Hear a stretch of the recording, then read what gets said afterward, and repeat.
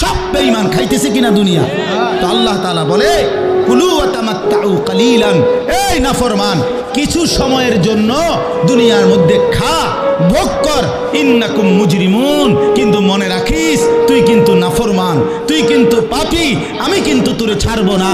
কবরের প্রথম রাত থেকে হাসরের ময়দানে আমি দেখবি তুই বান্দা আমি কত কঠিন কত কঠোর, তোরে আমি দেখাবো। ভাত খাইতে লইছে খাও, ভাত খাইতে লইছ খাও বান্দা, এখানে আটকামু না, এখানে আমি জানোয়াররাও আটকাই না, আমি জন্তু জানোয়াররাও খাইতে দেই, তোরে দিতাম না কেন বেটা, খা বেটা।